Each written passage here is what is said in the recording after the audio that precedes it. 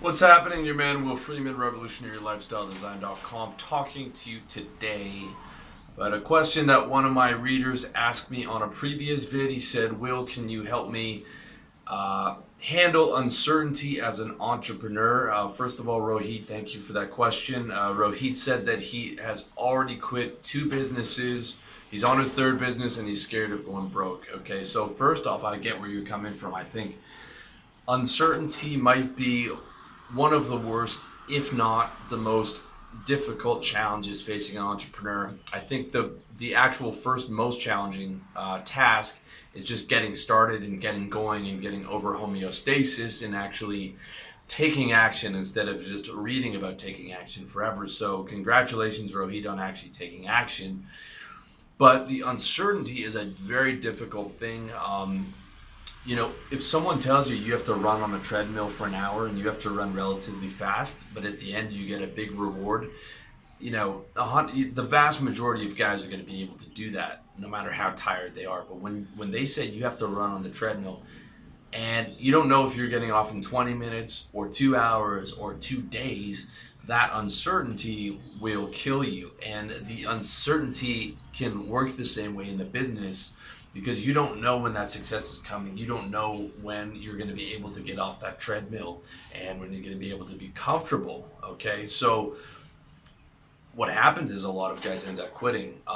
The first sort of a red flag that comes up in a question like that is, the guy sounds relatively young, but he's already quit 2 businesses. Okay, for me, when I decide on something, I don't quit. I've had a couple business failures. One of those was when a partner hijacked the domain. Another one was our developer went MIA. I mean, there were a couple of those where it was just sort of taken from me, or as a problem with a partner. On this business right here that I'm speaking to you from, I mean, I worked on this for 3 years while I had a full-time job before I even released a product. So before I even made any money, from 2012 to 2015. All I did was write content and organize my ideas and get my thoughts together and put pen to paper, so to speak. And I think I got on YouTube around the same time, maybe 2016 or 2015. So there wasn't even a thought of profitability for the first couple of years. I was just building traffic and building an audience. And I didn't care about profit because I was aiming, I'm aiming wide and I'm aiming big for this type of a business. And quitting to me is not an option. I think when you've quit 2 times already and you're relatively young, you either didn't do your research on the business or you gave up too early. Probably both. Like, I'll solidify it for you guys. I tell all my young guys and pretty much anyone who's going to start their first business, do a service business. Find a profitable service where there are guys already making 6 figures, and do that and do it better and work harder and make more cold calls and make more outbound calls, make more emails, message more people on Facebook, etc., etc. That's the easiest way. Okay, when you know that someone else, there's a huge market for it, there's a lot of people that make money at it, there's a lot of guys that make 6 figures, you don't have to question that decision. You already know the decision's real. You already know it's possible. All you have to do is just hammer on and just keep doing work on it. When you are trying to reinvent the wheel like I did on my tech startup, that's a totally different ballgame altogether, because we didn't know if it was going to be profitable. And I didn't quit, but our developer did, because he was young, he had a terrible work ethic, and he's an unaccountable person who couldn't just power through until we found the next pivot, which was unfortunate. Lesson learned there. I'll never go into business where I have a massive informational disadvantage, because I wasn't able to code and pick that up. We were not able to shop the code around to other people. So it was a real problem.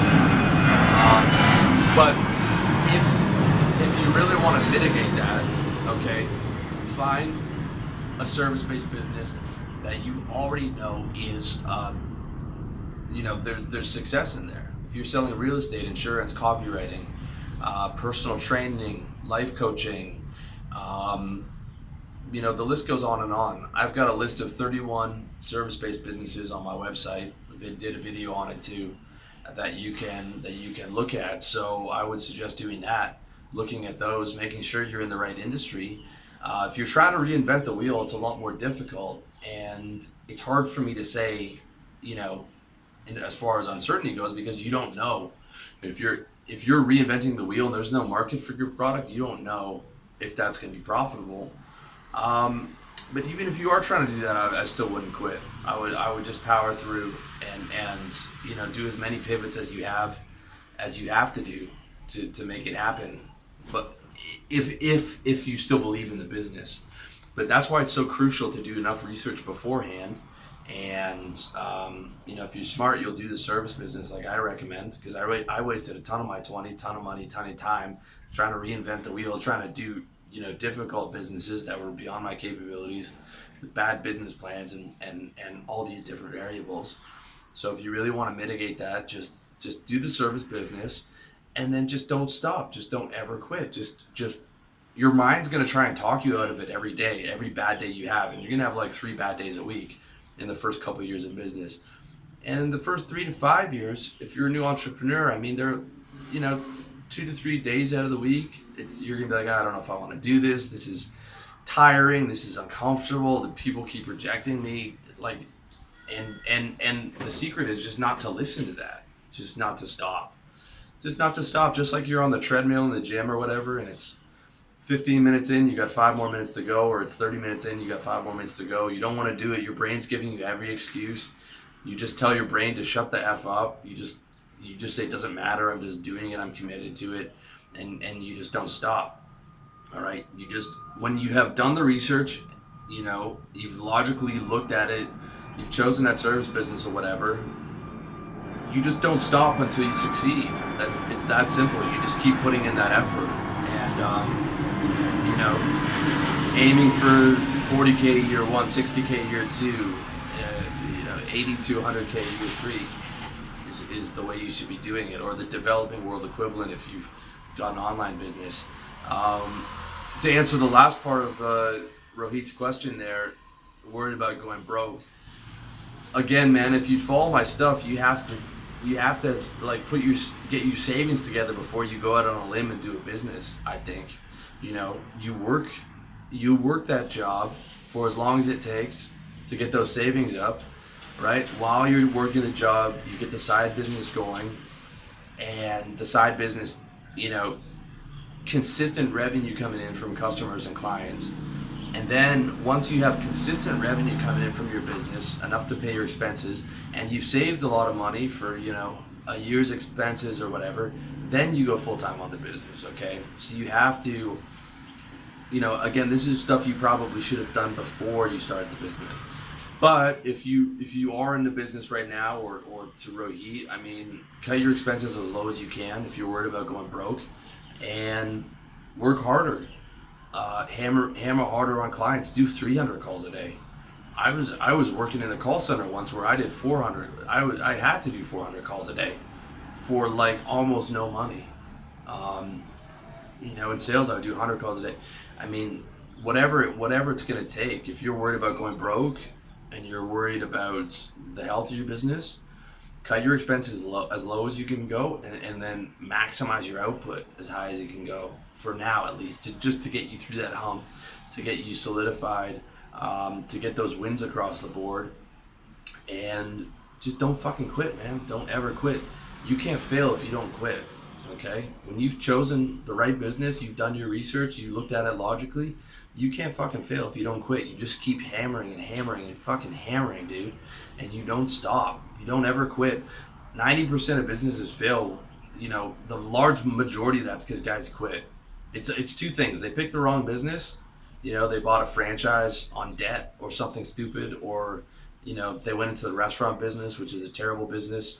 That, or if they picked the right business, they just quit and they let mental weakness break them down. So pick the right business, don't fucking quit, and just fucking keep hammering, man. You can't fail if you don't fucking quit, okay? You can't fail if you don't quit. So stay winning.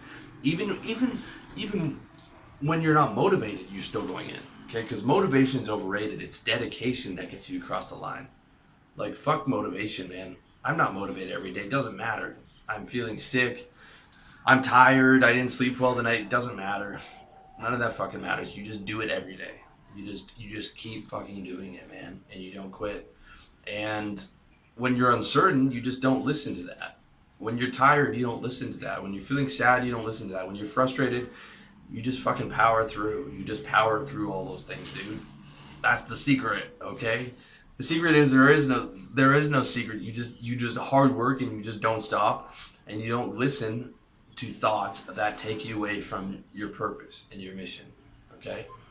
That's the game. And as far as the money goes, cut your expenses as low as you can, get your output as high as you can so that you can recoup some of those savings and start to feel a bit more comfortable. But ideally, guys, you start the service business while you have a job. You build up your savings, you build up consistent revenue, and only then do you quit, okay? Not before. All that's explained in my book, How to Sell, exactly how to do that. So that's my advice on that. And for you guys who are uncertain about your business, just fucking keep going, man. Don't quit. Don't ever quit. That's my message. Thank you for watching.